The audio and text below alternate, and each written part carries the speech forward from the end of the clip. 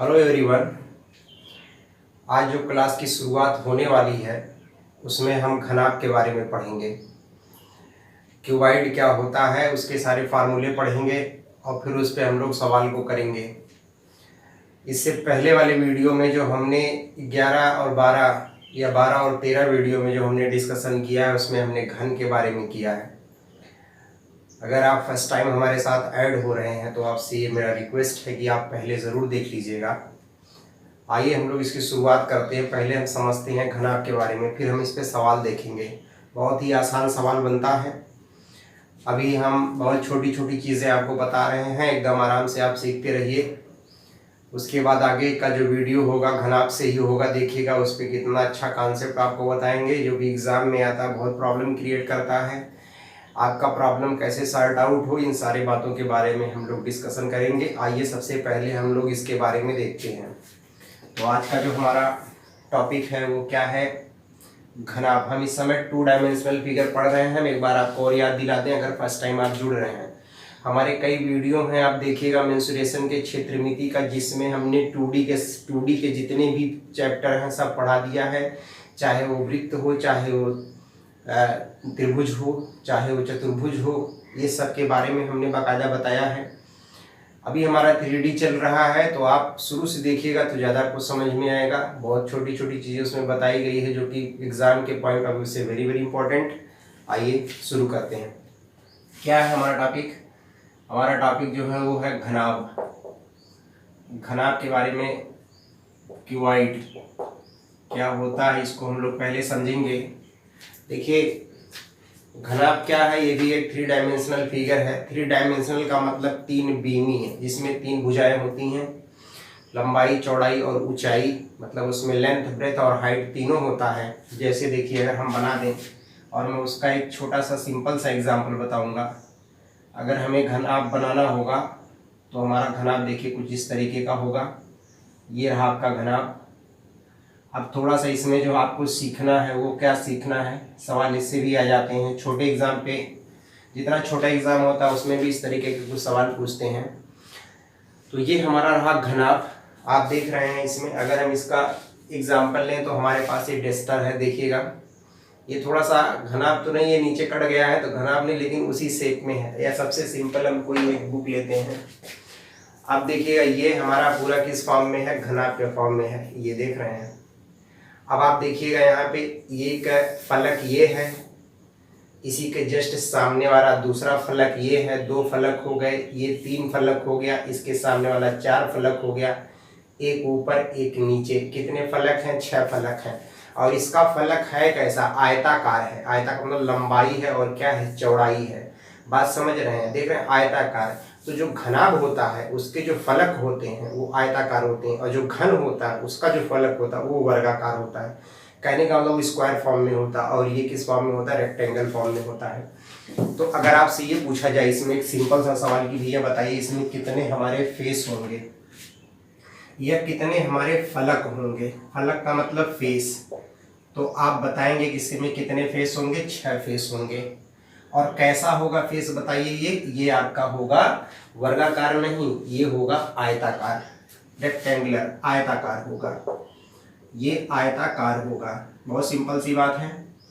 अब उसके बाद दूसरे नंबर पे जो आपको याद रखना है, देखिए वो क्या याद रखना है। अगर आपसे ये पूछा जाए कि भैया ये बताइए कि इसमें कितने शीर्ष हैं, शीर्ष की बात कर रहा है, याद रखिएगा शीर्ष, जिसको हम लोग बोलते हैं वर्टेक्स।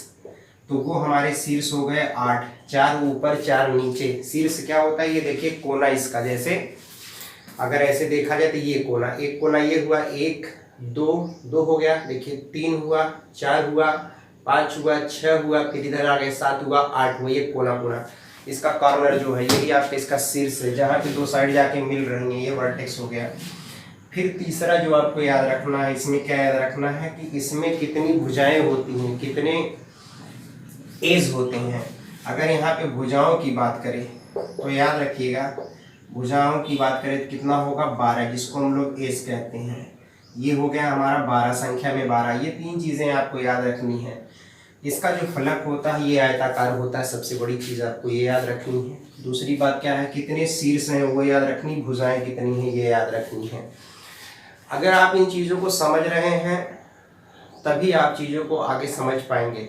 सबसे पहले अगर घनाभ की बात हो रही है तो there are so many things comes in your mind कि क्या क्या इसमें चीज़ें होती हैं। फर्स्टली आपको ये जानना पड़ेगा, तो आप यहाँ से आराम से समझ सकते हैं। आइए उसके बाद देखिए हम लोग इसका फार्मूला पढ़ते हैं।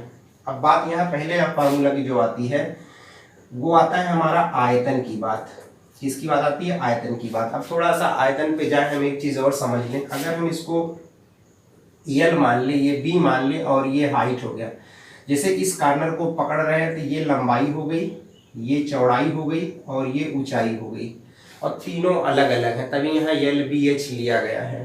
जैसे अगर हम ये ओ मान लें, इस पॉइंट को ओ मान लें, तो ये क्या हो जाएगा? इसका चौड़ाई, ये चौड़ाई तो ये भी चौड़ाई हुआ, और ये लंबाई हुआ तो देख रहे हैं ये भी लंबाई हुआ। तो बात आप समझ रहे हैं। और ये देख रहे हैं क्या हो जाएगा? इसकी ऊंचाई हो जाएगा। इस बात को आप अच्छे तरीके से समझ रहे हैं।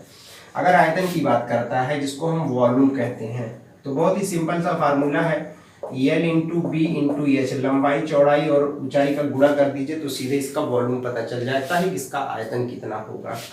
जैसे कोई भी अगर एक कमरा है जो घनाकार है, सॉरी ये आपका इस फॉर्म में है, घना फॉर्म में है, तो आपसे पूछा जाए कि भैया उसका कितना वॉल्यूम होगा, कुछ मत करिए, उसकी लंबाई नाप लीजिए, चौड़ाई नाप लीजिए, ऊंचाई, और तीनों को गुणा कर दीजिए, पूरा कितना उसमें सामान आएगा वो बात पता चल जाएगा। दूसरा बात यहाँ जो आता है भैया, देखिए क्या आता है, वो आता है आपका यहाँ पे संपूर्ण पृष्ठ का क्षेत्रफल। बहुत ही इंपॉर्टेंट फार्मूला है, संपूर्ण पृष्ठ का क्षेत्रफल। ये देखिए क्या होता है, इसको बोलते हैं टीएससी। टीएससी का मतलब होता है टोटल सरफेस एरिया। वो बराबर क्या होता है? 2 इन ब्रैकेट एल बी, यहाँ बी एच और यहाँ एल एच। गुणा है भैया ये एल बी लंबाई गुणे चौड़ाई, चौड़ाई गुणे ऊंचाई और लंबाई गुणे ये आपका कैसे भी हम बताते हैं। अब उसके बाद तीसरा जो आपका आता है, अगर यहाँ पूछे कि चारों दीवारों का क्षेत्रफल, दीवारों का क्षेत्रफल मतलब आपसे ये कहा जाए कि एरिया ऑफ द 4 वॉल, तो वो क्या होगा? वो होता है 2 in bracket l plus b और यहाँ कर देंगे एच। और आपसे जो लास्ट में चौथा फार्मूला अगर आपसे पूछा जाए कि भैया इसकी विकर्ण की लंबाई क्या होगी, विकर्ण की लंबाई, लेंथ ऑफ डायगोनल, अगर यहाँ पे डायगोनल की लेंथ पूछे तो देखिए वो क्या होगा? वो होता है अंडर रूट, नीचे तो नहीं है, नहीं, l square plus b square plus h square, ये होता है हमारा इसका डायगोनल। आप बात समझ गए होंगे। इसमें 4 फार्मूले हैं जिसको आपको याद करना। वॉल्यूम आप समझ गए, लंबाई गुणे चौड़ाई गुणे ऊंचाई का गुणा कर दिया जाए तो इसका वॉल्यूम पता चल जाएगा, जो कि बहुत ही सिंपल है। संपूर्ण पृष्ठ का क्षेत्रफल हमने देखिए क्या लिखा है, थोड़ा मैं इस बात को बताता हूँ ये आया कैसे है।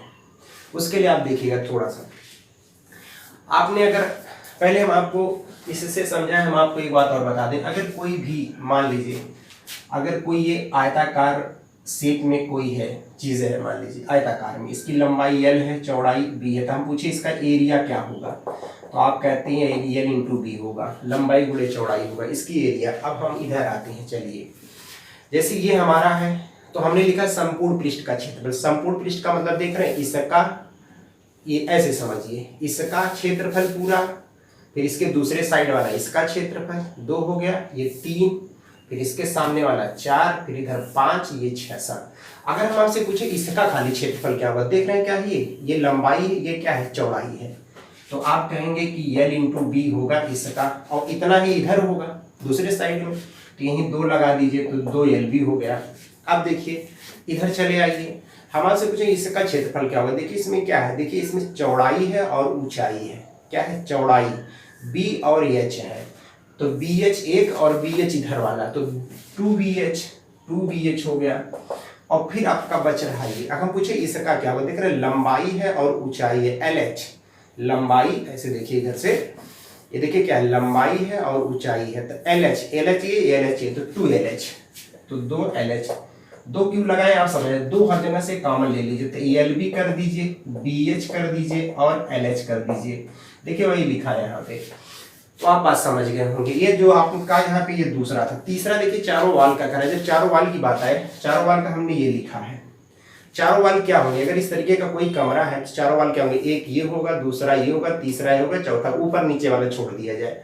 तो अगर हम इसका पूछे देखिए तो ये क्या है, ये है आपका बी और एच, BH और BH, तो 2BH।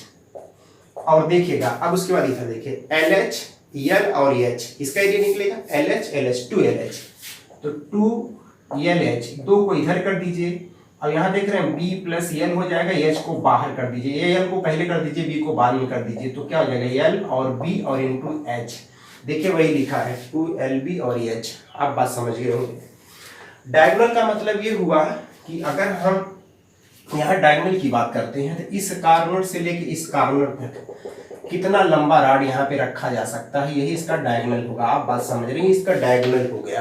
तो डायगोनल आप समझ रहे हैं, किसी भी अभी देखिए समझिएगा, कोई कमरा हो, हम आपसे पूछे इस कमरे में सबसे लंबा रॉड क्या रखा जा सकता, सवाल में आता है कि लंबाई चौड़ाई दे देगा, पूछेगा कि उस कमरे में सबसे लंबे रॉड की लंबाई बताइए, तो इसका मतलब ये निकालना है, डायगोनल निकालना है। अगर वो कहता है कि किसी एक, कोई मान लीजिए आपका घना फार्म में कोई कमरा है और उसमें उसकी लंबाई चौड़ाई और ऊंचाई सब दिया हो, आपसे कहे कि उसमें सबसे लंबा रॉड जो रखा जाएगा उसकी लंबाई क्या होगी, तो तुरंत दिमाग में आना चाहिए विकर्ण की लंबाई निकालनी है। और सवाल में दे देगा कि चारों वॉल की दीवार, चारों वॉल का क्षेत्रफल, तो तुरंत ये निकालिए।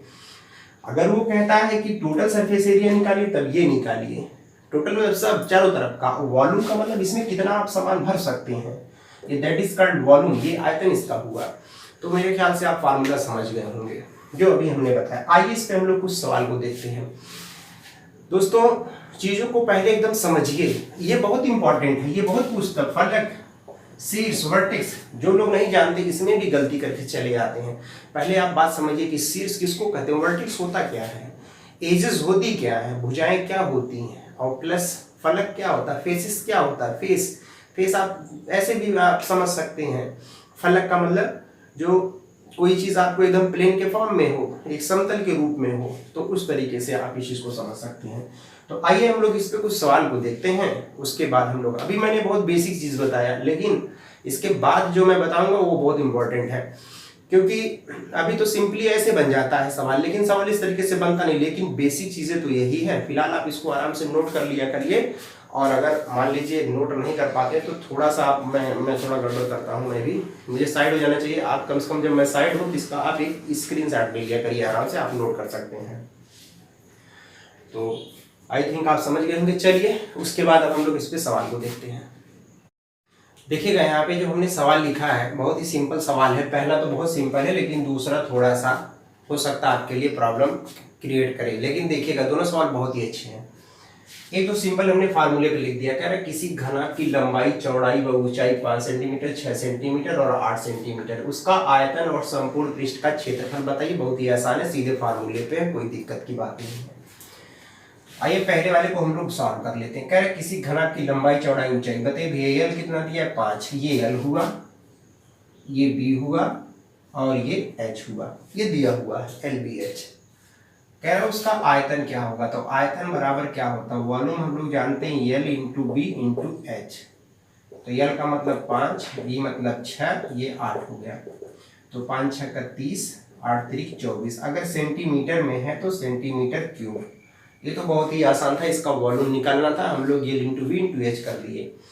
दूसरा कह रहा कि संपूर्ण पृष्ठ का क्षेत्रफल मतलब टीएससी, टोटल सरफेस एरिया, तो 2 in bracket L B, B H और एल एच, ये होता है फार्मूला। आइए 2 एल बी का मतलब इन दोनों का गुणा करिए, तो जब ये दोनों का गुणा करेंगे तो 6 5 30, और फिर बी एच का मतलब देख रहे हैं इनका गुणा करिए, तो 8 6 48, और एल एच का मतलब इसका इसमें, तो 8 5 40, ये हो गया।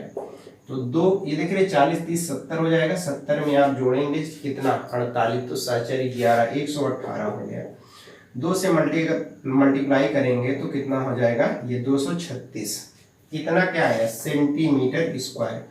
बहुत ही आसान था, क्योंकि सिंपल एकदम फार्मूले पे था, कोई दिक्कत की बात ही नहीं है। आप सीधे इसको लगा लिए, क्योंकि 236 सेंटीमीटर इसका क्या आ गया, एरिया आ गया, टोटल सरफेस एरिया आया। अगर यही 4 वॉल की एरिया मतलब चारों तरफ की सिर्फ एरिया पूछता तो हम कौन सा फार्मूला लगाते, तब लगाते 2 in bracket l plus b into H.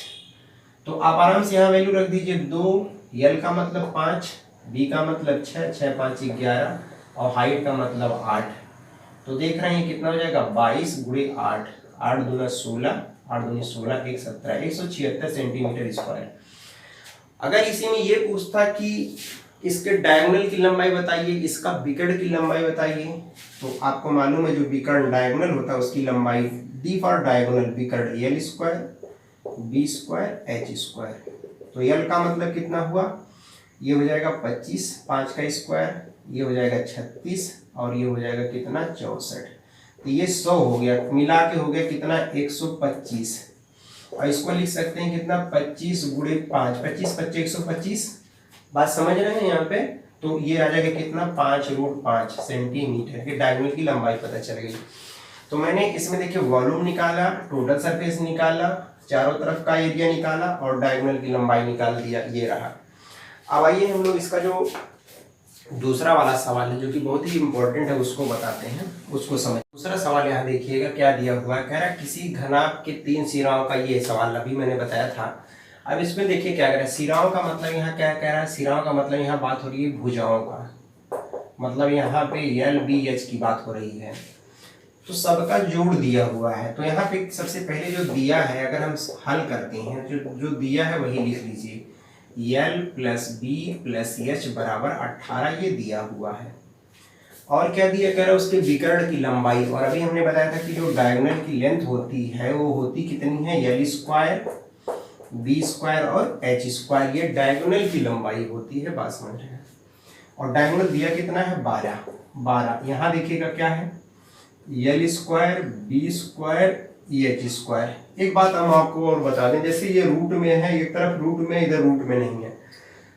अगर ये रूट हटाना चाहते हैं तो दोनों साइड का स्क्वायर कर दीजिए, रूट हट जाएगा। जैसे मान लीजिए कहीं दिया हो x बराबर 4, हम आपसे कहें कि रूट हटाना है तो यहाँ x हो जाएगा, ये हट जाएगा, रूट स्क्वायर करेंगे और ये 4 चौका 16 हो जाएगा। तो ये बात आप समझ रहे हैं। ये अगर आप फर्स्ट टाइम है तो आप देखिएगा, इसमें मैंने पूरा उसमें सर्ट्स और इंडाइसेस के बारे में पढ़ाया, करड़ी और घातांक के बारे में पढ़ाया, उसको जाके देखिएगा, वहाँ सारी बातें बताई हैं। तो यहाँ स्क्वायर करेंगे तो 144 हो जाएगा। अब ये रूट नहीं रहा, यहाँ पे मैंने बाकायदा वहाँ बता रखा भी है, l square B square H square, ये मिल गया, इसको 1 मान लीजिए, या ये आपका 1 है, ये आपका 2 है। सवाल में पूछ क्या रहा है, घनाभ के सतहों का क्षेत्रफल। और हमें मालूम है कि जो टीएसए होता है वो होता क्या है, 2 इन ब्रैकेट LB BH और LH, यही होता है। मतलब हमें ये निकालना है और दिया ये है और ये है। अब इसकी वैल्यू निकालने के लिए हमें एक काम करना पड़ेगा, एक पहले हमें फार्मूला आपको बताना पड़ेगा। वो फार्मूला क्या है, अगर कहीं a plus B plus C का होल स्क्वायर दिया हो तो होता क्या है, a square B square C square plus 2 bracket में AB BC और CA, ये फार्मूला होता है। इसी फार्मूले का एप्लीकेशन यहाँ पे है। अगर जैसे ये दिया हुआ है l plus B plus h बराबर 18 दिया है, दोनों साइड का अगर हम स्क्वायर कर दें यहाँ पे तो ये क्या हो जाएगा, L square B square H square plus A plus B plus C का होल स्क्वायर लगा रहे हैं। देखिए A square B square C square L square B square H square हुआ, फिर क्या होगा 2 in bracket L B B H और एल एच, इस फार्मूले से। और इधर 18 का स्क्वायर करेंगे तो 324 हो जाएगा। अब आप देख रहे हैं ये वैल्यू हमने यहाँ निकाला है, कितना ये निकाला है 144। तो यहाँ पे 144 रख दीजिए, इसी की वैल्यू निकालनी थी। देखिए ये, इसको ऐसे ही रहने दीजिए 324। अब ये ले जाके अगर घटाएंगे तो यहाँ पे 2LB और BH और LH बराबर क्या निकला, 324 में से 144 घटाइए। अगर 144 घटाते हैं तो ये आ जाएगा 0 और ये आ जाएगा 8 और 180 सेंटीमीटर स्क्वायर। यही इसका क्या पता चल गया, यही हमारा पूछ रहा था टीएसए। टीएसए यही तो है भैया, भाई टीएसए क्या लिखेंगे, यही तो लिखें, इसी की वैल्यू हमने निकाल के देखी। इसको जब उधर ट्रांसपोज किया, अब तो ये नहीं रहा, एक लाइन हमने यहाँ नहीं लिखा, डायरेक्ट हमने यहाँ लिख दिया, मतलब ये इधर चला गया। नहीं तो आप कहेंगे ये जाएगा तो फिर जुड़ जाएगा, गड़बड़ हो जाएगा। यहाँ मैं हटा देता हूँ, ज़्यादा सही रहेगा।